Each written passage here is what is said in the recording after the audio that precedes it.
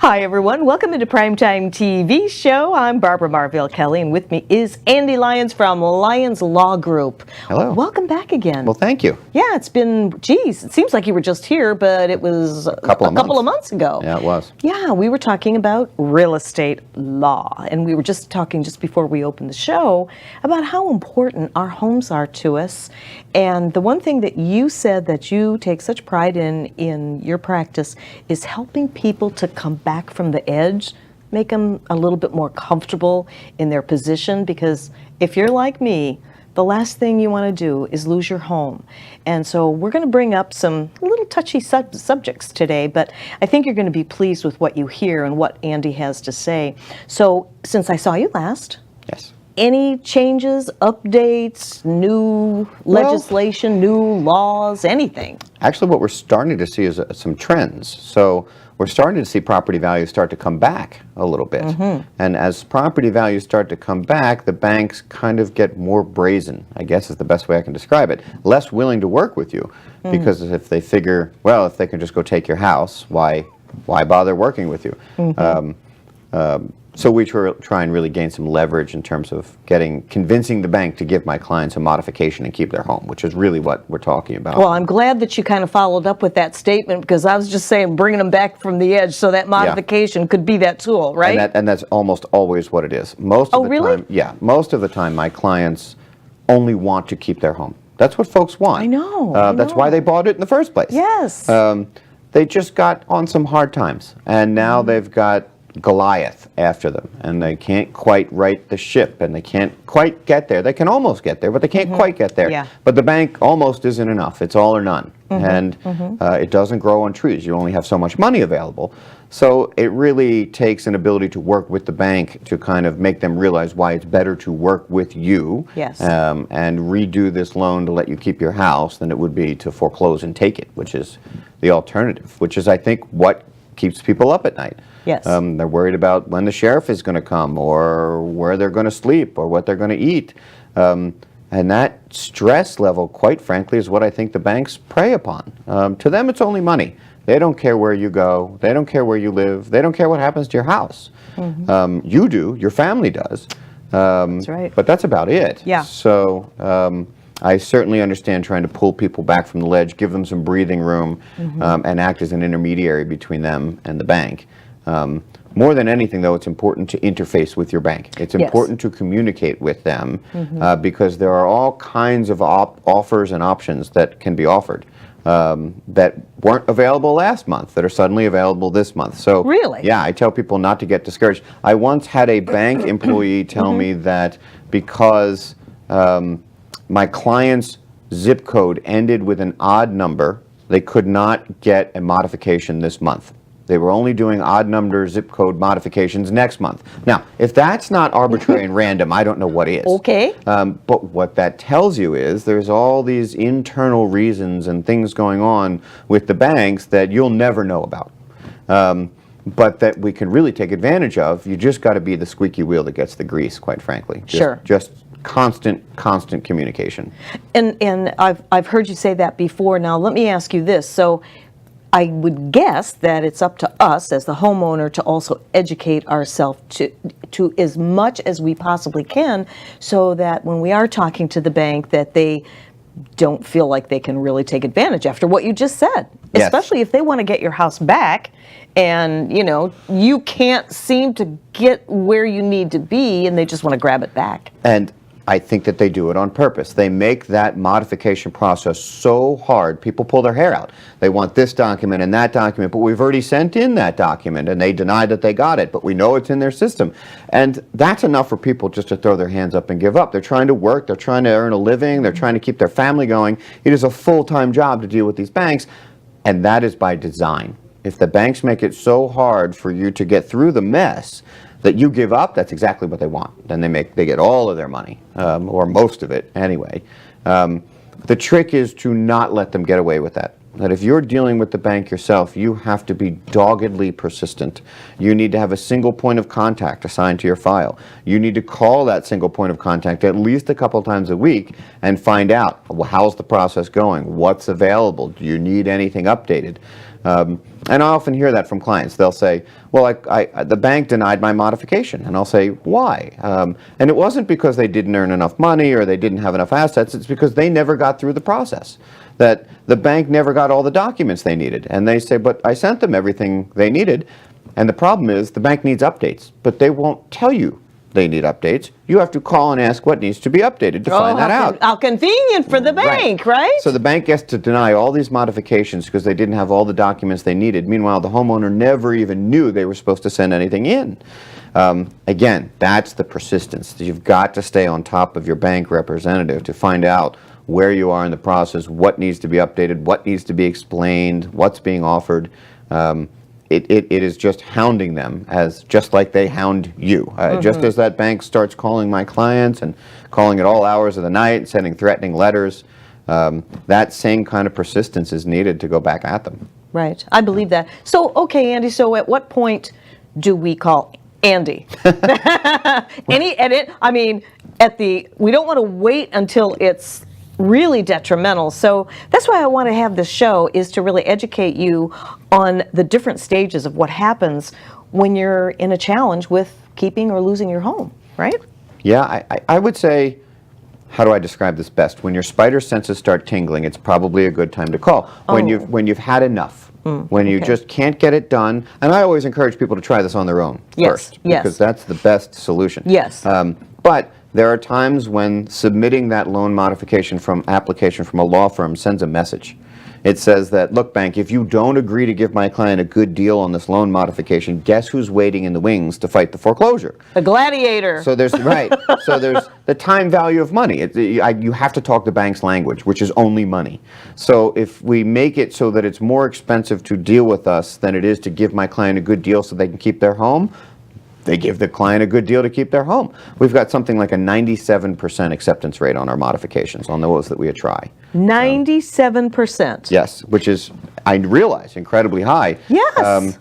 The reason is because the bank gets it, quite frankly. They understand what we do. They understand what defense attorneys who do what I do, and they understand that that modification application is really going to result in something that's in everyone's best interest. The bank gets all their money, the homeowner keeps their home, the lawsuit goes away, the lawyers go away, and that's what I call a high five moment. That's when we got to where we were trying to go. Okay, so let me ask you this question. All right, so somebody comes to you, maybe they're not that far behind, maybe 4, 5, 6 months, something like that.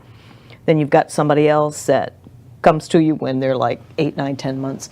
I guess taking a look at where they're at in their finances gives you sort of that sweet spot as to where they're going to be should they retain you as their lawyer. Which is why we have a 97% acceptance rate, because I know before going in all likelihood, what's going to happen. I love because it. we've done it so many times. That's what There's I want to times when hear. I won't let clients retain me to try, because I know it won't result in something Okay, good. and what would that be based on? If they have no income. So I've got right? Well, no. That's a real. So right now we've got no income. So I can't get approved for a modification. Now I need some time for you to get back on your feet, get some income coming in, and then we can apply. There's times when I'm applying right when my clients first go behind. There's times when I'm applying to stop a foreclosure sale. Those are two ends of the spectrum, years apart from one another. That's okay. We can jump in at any point and make an attempt to save the home. It's never too late. Okay. I know a lot of folks think that it started started and the case is going on and it's too late. No, there's some ways to really use the court process to help us. I can have a judge send everybody to a mediation that the bank pays for in an attempt to get all the players at the table at the same time to work out a good loan modification. That the bank pays for? Yeah, the judge makes the bank pay for it usually. It's great. I love this guy. That being said, it's a really good opportunity for my clients to have, for me to get everybody at the table at the same time to see what we can work out in terms of a loan modification. In fact, the banks hate those so much, they usually offer the modification before we ever get there. Really? So they don't need to pay for it, to pay their witness to go, to pay their attorney to go. It's expensive for them to do this. Knowing that, hey, look, if there's a modification offer anyway, then they might as well offer it up. I'm starting to see something called a streamlined modification now, where the banks are just offering a modification without us even asking for it, just to get us out of the way, just to get me out of the way. That's fantastic. I love it when that happens. But that tells me that the banks are still really doing a lot of modifications. I'm still seeing a lot of them. But I worry as property values begin to creep back up that the banks will have less and less of an incentive to do that. Exactly. So if you're in that situation right now, challenged with your home, and even though, I mean, hardship hits a lot of people and you just never know when it's going to. It could be you.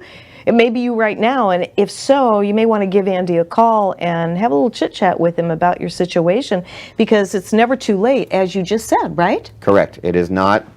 There's so many different options for people.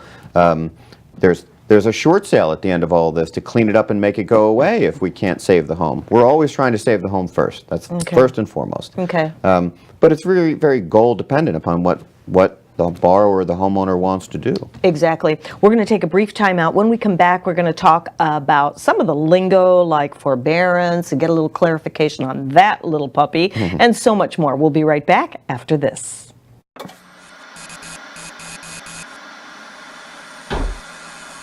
At a certain age, so this is supposed to happen. No, it's not supposed to happen.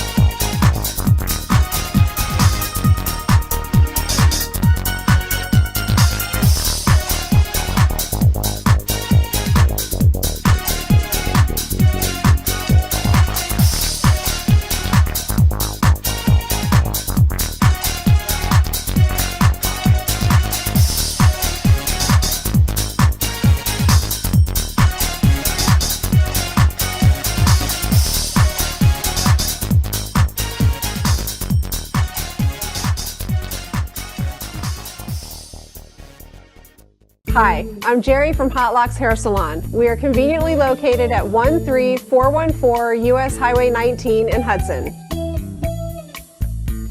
I've been a local hairstylist in our community for the last 34 years, 7 of which I was an educator.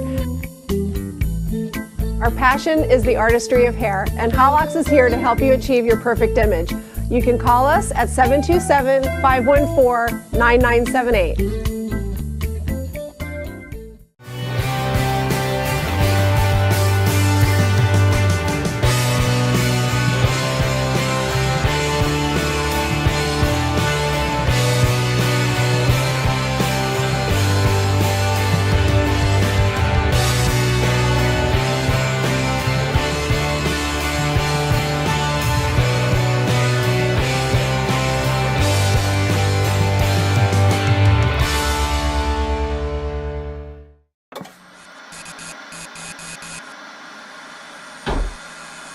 at a certain age, so this is supposed to happen. No, it's not supposed to happen. Hi everyone, welcome back into Primetime TV here on WeBeam TV. I'm Barbara Marville Kelly. It's always a pleasure to have somebody that is really in the know, and Andy Lyons from Lyons Law Group is definitely in the know, and we're really breaking it down here today. He's been back after a couple of months being off, and we're just really kind of looking at everything the best way we can to give you the best pointers as we possibly can. We were talking about during the break forbearance. Yes. Now, forbearance. Do you know what a forbearance is? I want Andy to talk about the fact that there are several different types of forbearances, and the bank doesn't explain each of them. They only throw one out at you. Yeah. Why? A lot of times my clients get themselves in a lot of trouble with these, and here's the typical scenario. Something goes wrong, right? You lost your job, or someone has a medical condition. Something goes wrong that is tapping your finances. A hurricane, okay? So you can call the bank and say, Hurricane Irma came through my area, I want a forbearance. Sounds great. The bank says, that's great. For the next 6 months, you have a forbearance. And so you sit back and you think, this is great. I have 6 months. I don't need to make a mortgage payment. After that 6-month forbearance is over, I'll just go back to making my mortgage payment. All well and good. But that is not how a forbearance works. A forbearance, the one that is the bank is typically going to offer you, says you can not make those payments for the next 6 months, but after that 6 months, you're going to make them all.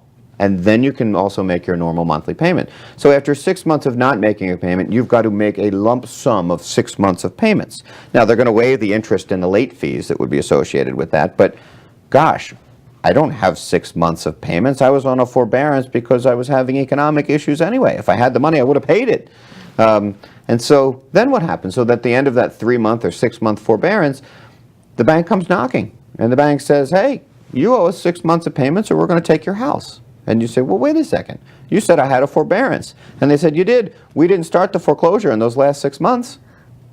And you're just shocked. And I see those folks all the time. Seriously. All the time. And so the banks don't explain, well, this is how the forbearance works, that we give you the forbearance, but then at the end of that time, then you'll owe this amount. Well, the devil's in the details. They send you the paperwork and tell you to read it and sign it. And it's in there. And most folks have no idea what that means when they're signing it, because most folks think of a forbearance as, I just don't need to pay my mortgage for a little bit. And then after that 3 months, I'll just get back on track and keep paying again. It's not. The bank is just running the tab the whole time. Yeah. You got to pay that whole bill at the end of the forbearance. But that is typically not feasible for most folks. Exactly. Where they wouldn't be asking for the forbearance to begin with. So that, I think, is one of those things that the banks sell that really gets people behind. It gives them this false notion that everything's going to be okay in 3 or 6 months, when all they're really doing is just not paying their mortgages. That's what it boils down to. That catches up to some extent. That's when we get into the modification, because then they come to me and they say, wait a minute, I owe 6 months. That's when we're convincing the bank to take that and throw it on the back end of the loan and, you know, make the payment a normal monthly payment again. That's called a modification. So what you don't realize is you can go through a forbearance, but unless you do a modification when you are done with that, you've got to stroke a check for all the payments you didn't make.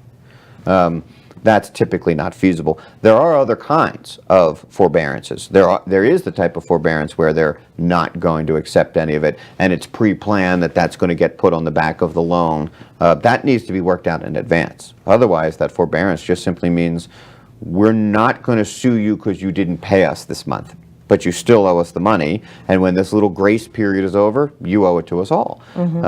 That gets some folks in a lot of trouble. They don't quite realize what that means, especially in the midst of an actual hardship.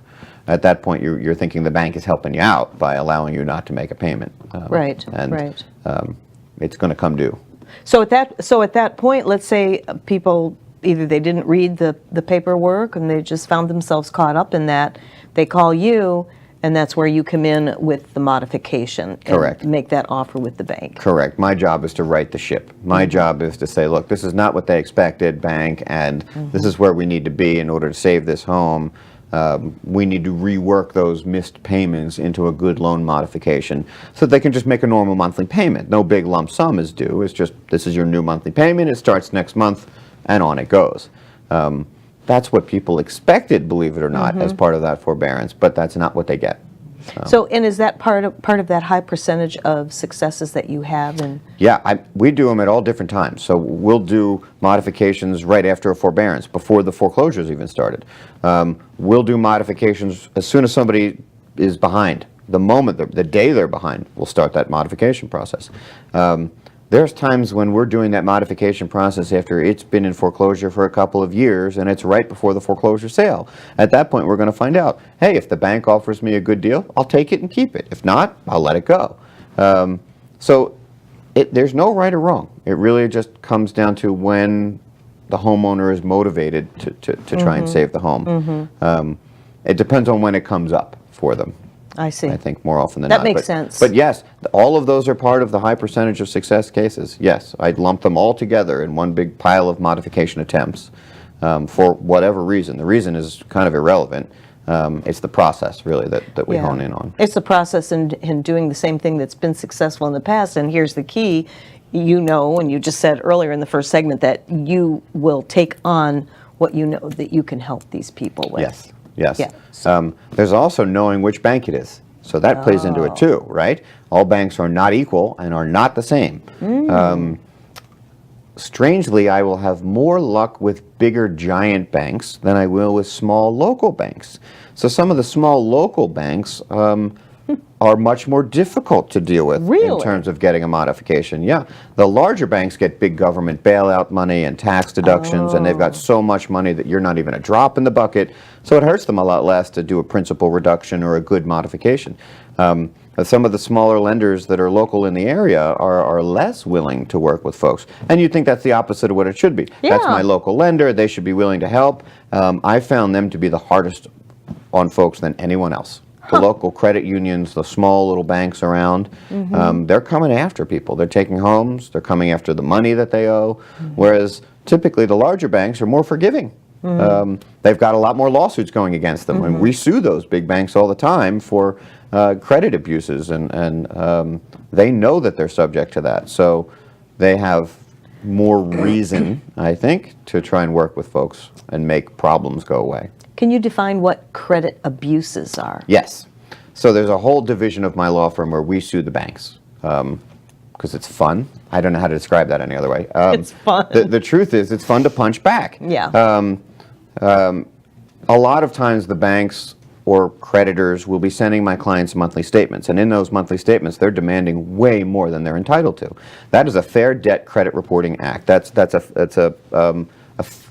an act that has to do with how they're reporting it on your credit as well. There's a Fair Debt Collection Practices Act, which says that if they're sending you statements that have wrong numbers in it, that's a lawsuit against them.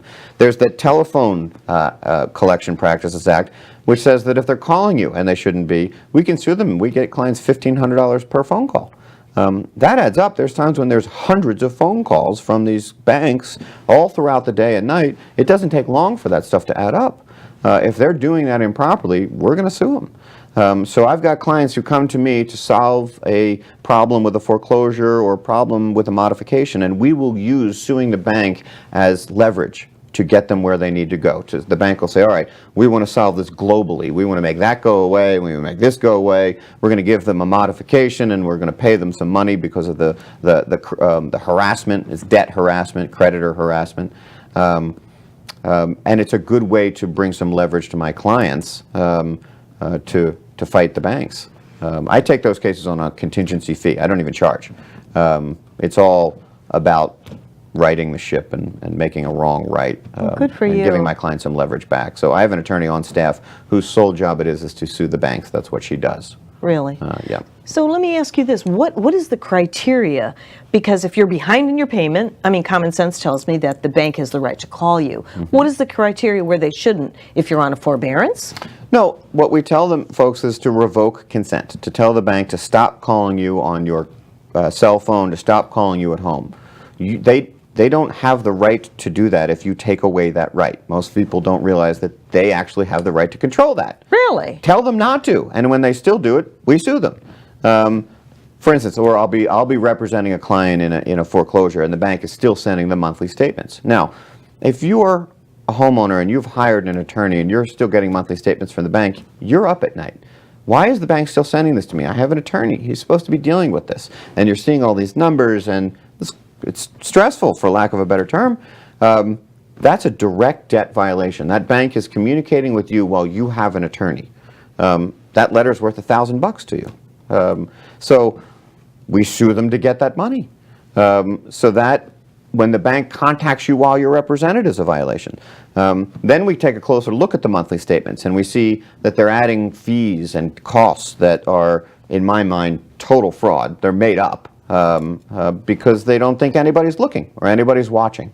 And it can be little things, $7, $34, but that can make all the difference to somebody in their monthly budget. Why is the bank adding $34 a month for inspection fees, for property preservation costs? That's another one that they say.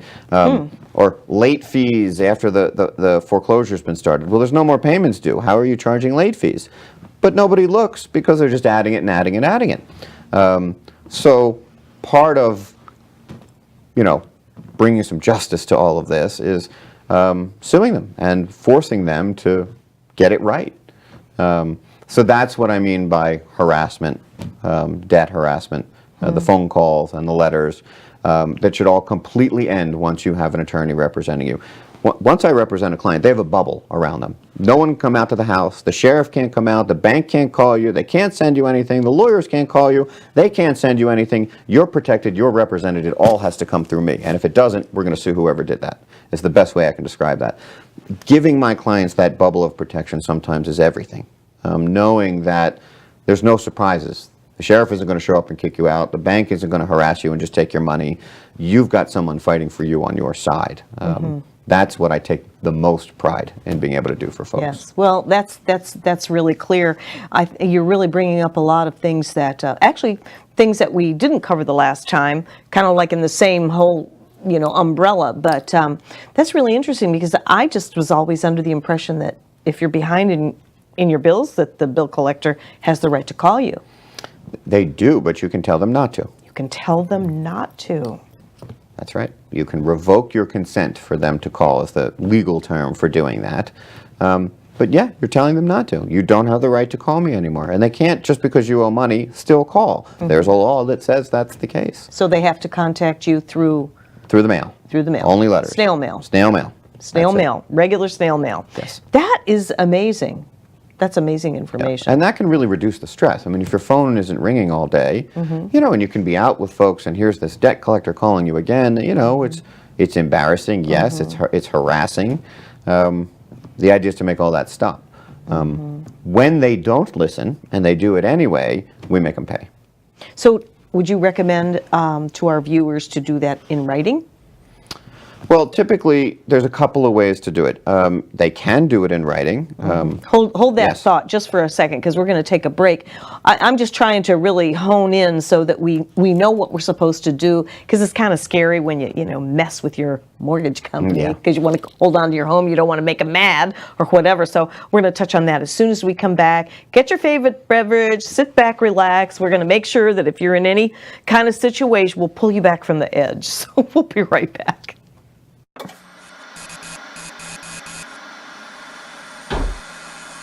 At a certain age, so this is supposed to happen. No, it's not supposed to happen.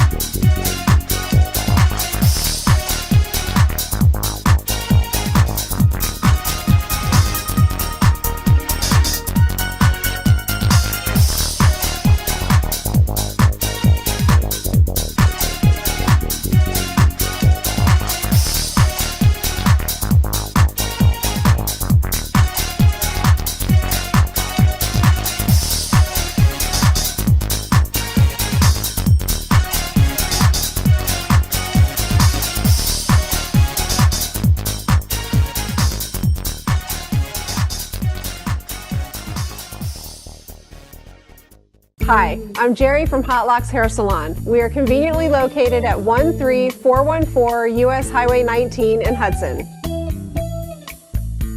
I've been a local hairstylist in our community for the last 34 years, 7 of which I was an educator.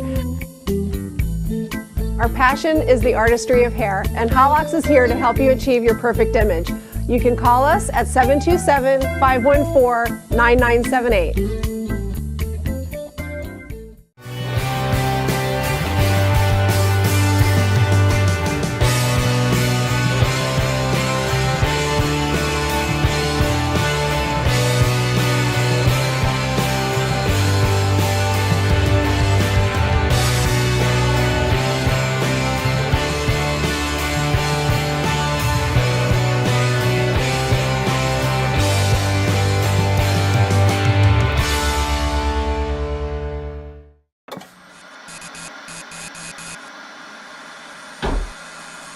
At a certain age, so this is supposed to happen. No, it's not supposed to happen.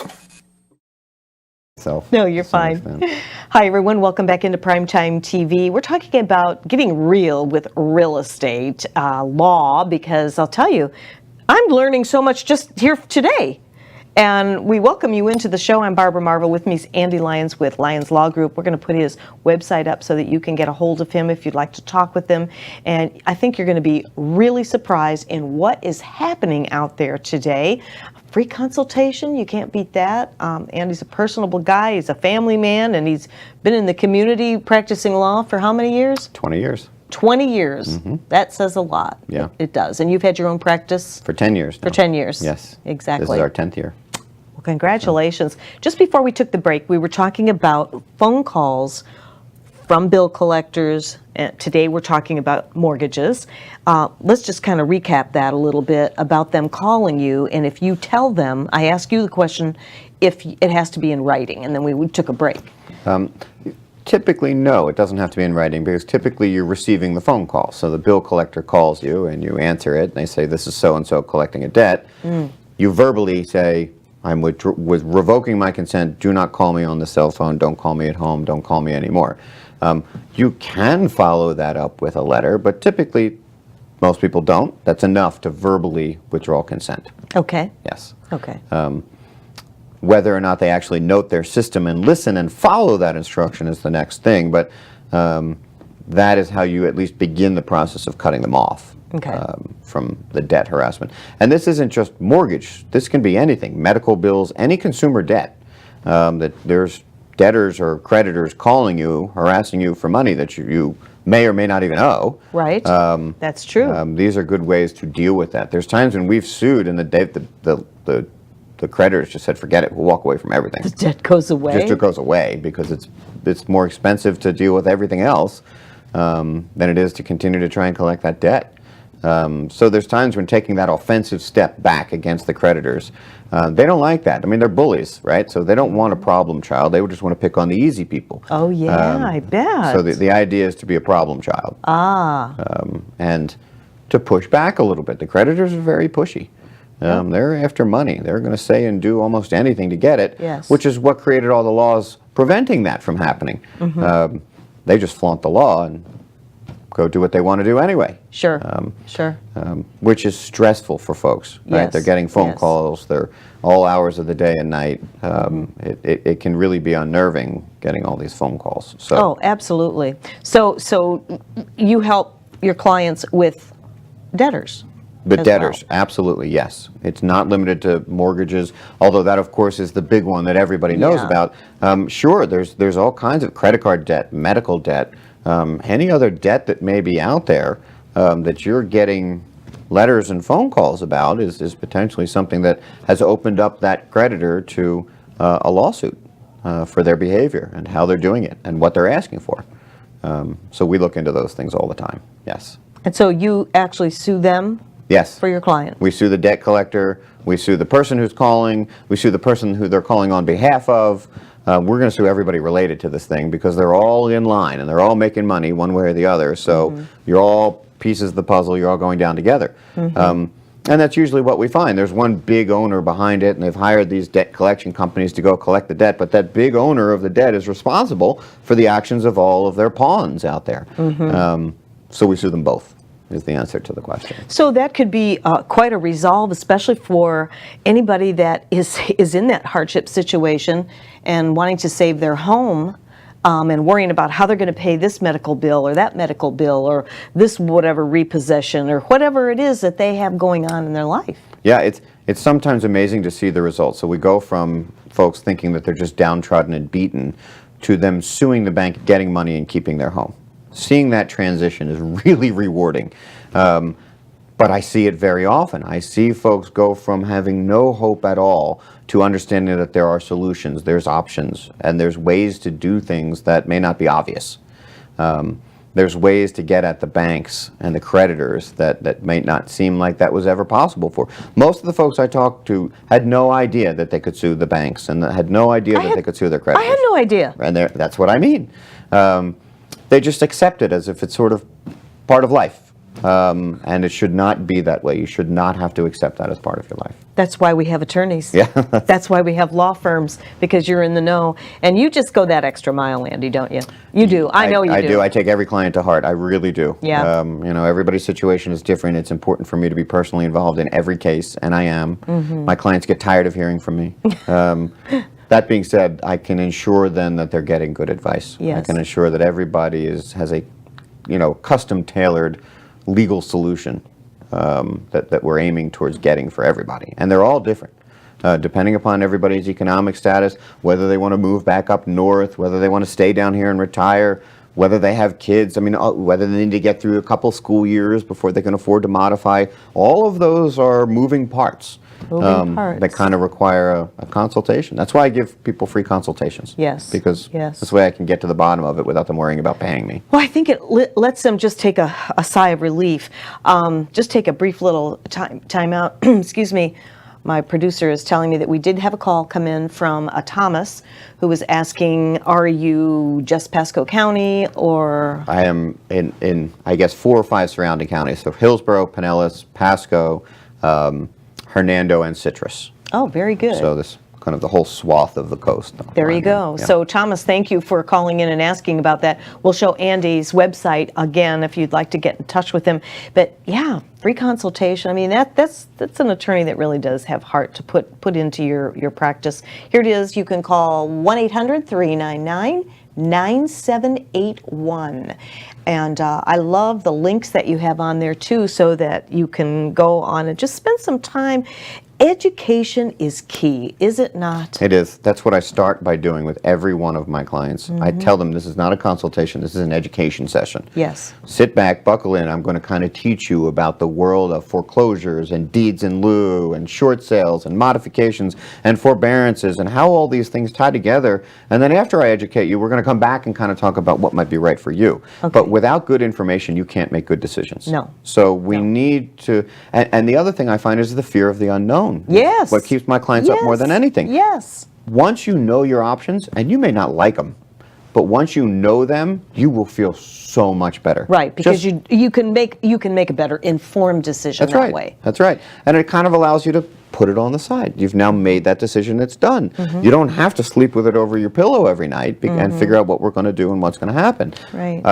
And I often say to folks, we need an exit strategy before we go into battle. We need to figure out why we're fighting this and what we intend to achieve. We're not just going to fight for the sake of fighting. No. What are we trying? Are we trying to achieve time? Are we trying to achieve breathing room? That's one thing. Are we trying to save the home right away? That's something else. Are we trying to sell the home and have the bank release the rest of the debt so that we can just clean up and move on? Well, those are 3 totally different things. Yes. And it really depends upon where my clients are in their financial lives as well as physically where they want to be to kind of determine what the right thing is to do. Exactly. Yeah. So like you said earlier, everybody's in a different situation. And so let's say somebody comes in just as a scenario. As we said earlier on, in case you're just tuning in and you missed the statement that Andy made earlier, he has a pretty good idea as to whether or not to take your situation or not, right? Yes. Yeah. Because if this is something that you can win. What's the high percentage that you win your cases? Well, okay, so for the modifications, Yes. there's about a 97% acceptance rate. So if we're attempting to save the home and get a modification, Okay. 97% of the time we'll be successful. Okay. And as you said, a lot of that is knowing going in. So if my client isn't quite ready to do it now, we need a plan B in the meantime. Yeah, We right. need to get us there. We may just need the breathing room and the time to do that. Okay. I often sometimes say that I want my clients applying for these modifications when they look the worst, not the best. It's kind of counterintuitive. The bank is going to base that new monthly payment and this whole thing on what you're earning. So if you're earning a lot of money, that payment's going to be kind of big. If you're not earning a lot of money, that payment's going to be kind of low, and the bank will have to do something to loan to get it there, which hopefully is principal reduction. So I often like to say to my clients, let's apply when you're at your worst. We can only go up from there. If you're not approved, we can apply again with more income. But if you're approved at this income level, then the payment is affordable. So that requires some, discussion about financially where they are. But that is kind of what we do best. We kind of will help folks make some determinations about what the right thing is to do and when. So what if they're in they're like that borderline foreclosure and they keep dancing with the bank and they don't want to have that under the pillow at night? Yeah. We want to get ahead of it. The best thing we can do then is jump in now. Because it sends a message, as I said, to the bank that if they work with us, everybody holds hands, sings kumbaya, and this goes away. If they don't work with my client and give them a good modification, then we're going to go to plan B, which they may not like so much. It's expensive, and I might end up suing them. So it's about getting leverage that my clients didn't have to begin with. So even though it has not gone to the point of even intent to foreclose, that would be a good time to have you step in and just get with the bank and go, look, guys, these people have had a little, tough luck. They need a break, and you go to bat for them. Yeah, and there's times when I can jump in and say, hey, gang, hold up. Before you file this foreclosure, just give me a couple of months. And it really only takes me 2 to 3 months to save a home. That was my next question. It's not 6 months or a year. Oh, really? Within about 60 days, we will be done the application process, and within about 90, we'll have an answer. So this is not going to go on forever. We're going to know whether we're saving this home rather quickly. And that allows us to make some good decisions. Again, good information. Yes. But with such a high acceptance rate, they almost all go away because it's in everyone's best interest, the bank included. Absolutely. 1 minute till our break. You know what? There's no point in losing sleep at night. There just really isn't. And Andy has really given some great answers, as he always does when he comes on the show. And sometimes that could give you, I know it's giving you hope right now. If you're in that situation, or if you think you are approaching that situation, it's the anticipation and the fear of the unknown and your blood pressure going up every time the phone rings. This is such valuable information. Yeah, life is too short to do that to yourself. It is. And not just an attorney, I'm a counselor. So the first thing I'm telling people is, okay, woo-saw, bring it back down here, okay? Don't, the bank thinks of this as money and it's a business. We need to move our brains in that direction. It's hard. But just knowing that you've got somebody fighting for you, I think, is often enough for people to be able to kind of pass the football and say, okay, you run with it for a while. Exactly. I'm going to take a break. Yeah. And sometimes that's what people need. Speaking of a break, that was a perfect segue. We're going to take a break. We'll be right back.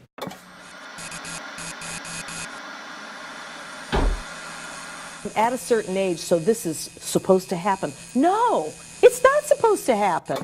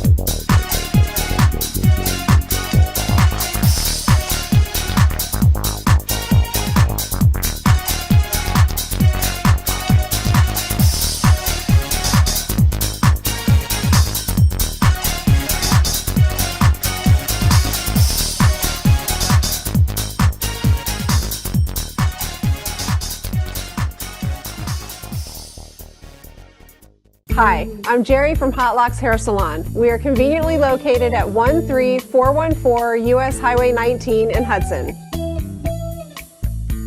I've been a local hairstylist in our community for the last 34 years, 7 of which I was an educator.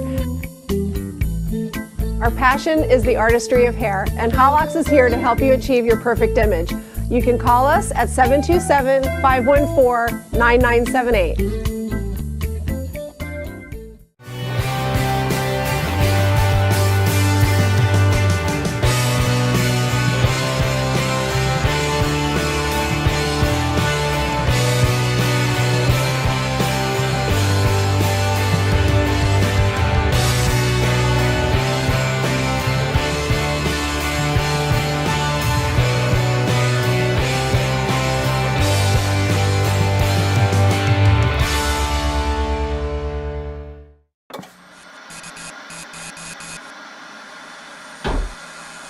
At a certain age, so this is supposed to happen. No, it's not supposed to happen. Hi everyone, welcome back into Primetime TV. We are here out of our WeBeam TV studio. I'm Barbara Marville Kelly, and with me is Andy Lyons from Lyons Law Group. And I tell you, we are not scratching the surface. We're getting into the nitty-gritty. We're digging in deep today. Yeah, we really are. And I think it's important so that we can really let people know what's happening out there today.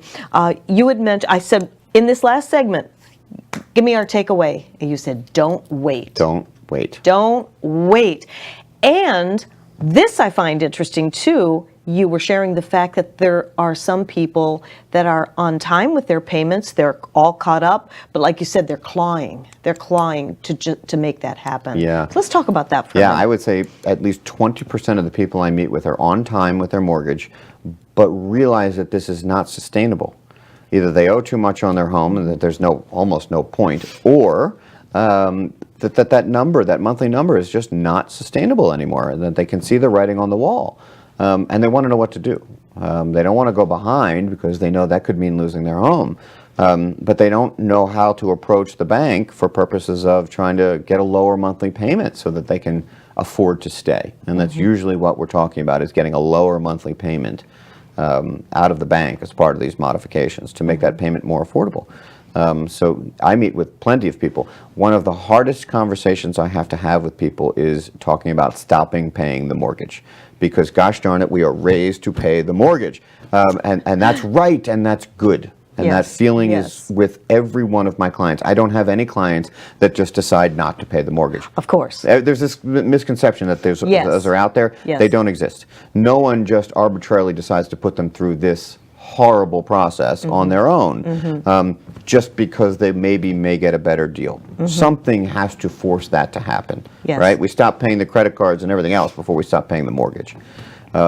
So the goal then is to meet with folks and kind of talk with them and say, okay, we might need to go behind for a month in order to do this modification. But because we can get an answer in 60 to 90 days, my worst case scenario is you're going to have to make all those 3 payments and catch it up and go back to your old payment. You don't lose the home. So they save that money and then just pay it. For those folks that are in that position, that way we can give it a whirl, and if it doesn't work, we're not so far behind that it hurts that we can pull it back again if we want to. But that is how I kind of deal with some folks that may be on time that are on that cusp of, what do I do? The reason that I say you have to go behind is this. You can apply while you're current on your loan for a modification. The bank will deny you outright. Really? Yeah. Because you're paying. You're paying. Yeah, that's common sense, right? You're paying. Sure. So the bank has 2 piles of people in front of them. This pile is not paying, and this pile is paying. Which pile needs your attention first if you're the bank? I got to get these people who are not paying. You guys are paying. You're great. You get no help. Forget it. Which is insane. I get that, because these are the good ones. These are the ones that realize what's happening. They're trying to work on it. They're, like you said, they're clawing every month to make this payment. But the bank doesn't have any feelings at all. You're paying, you're current, you don't have a hardship. Because it's impossible to argue that you can't afford to make the monthly payment if you're making the monthly payment, right? Right. And this argument, well, my home is underwater. That's not a hardship, right? That's a horrible financial situation. Yes, it is. But it's not a hardship as far as the bank is concerned. And everybody seems to think that that's the hardship. The bank doesn't care what you owe. The bank doesn't care what it's worth. So that the hardship really has to come down to, I can't afford to make this monthly payment. It's reverse math. We start with the monthly payment and then go backwards and try and say, okay, how are we going to make that low monthly payment fit? Well, we've got to drop the interest rate. We've got to drop some of the principal down. We might even extend the term of the loan. A number of different ways to get there. But I hear that a lot from people that are still current on their loan saying, I can't keep this up. What do I do? What solutions do I have?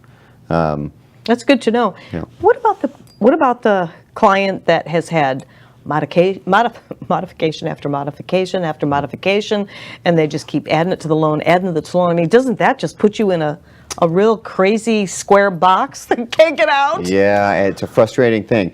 You know, I call it the close-up and the far away. When I look at these modifications close up, I say, look, the old payment was $1,200, the new payment's $750.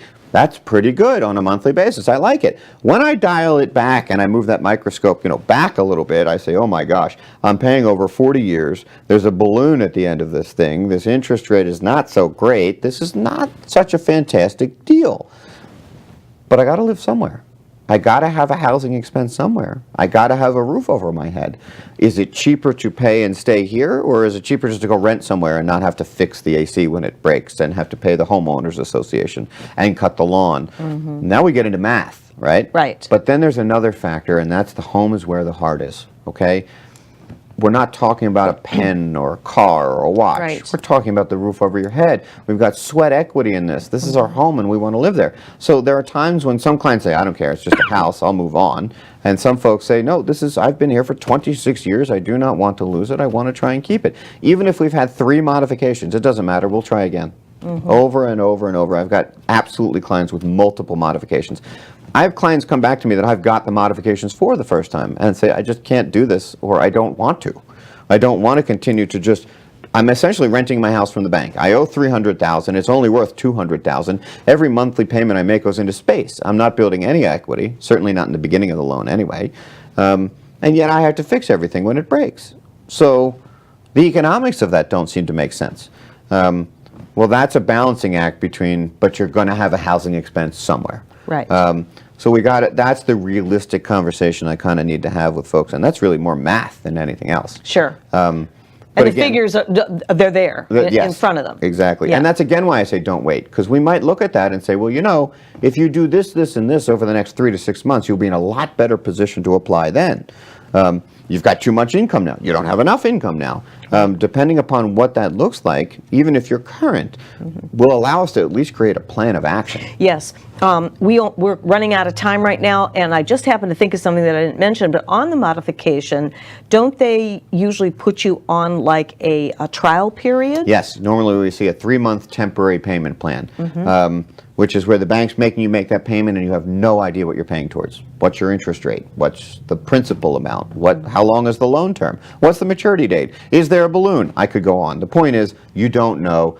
I'm still okay with that, believe it or not, in most circumstances, because at least I know what that monthly payment's going to be. And if it's an affordable number and my clients want to keep the home, we take it and we find out where that road leads. It's usually worth doing. I get it, it's risky, it's not comfortable, but that I am seeing almost across the board with modifications. Very now. good. Yeah. But it's also a lot better than the phone calls and the harassment. That's for sure. And just to recap, in case you missed this, Andy was saying that you do not have to put up with people calling you and harassing you. Call Andy today, tomorrow, leave a message.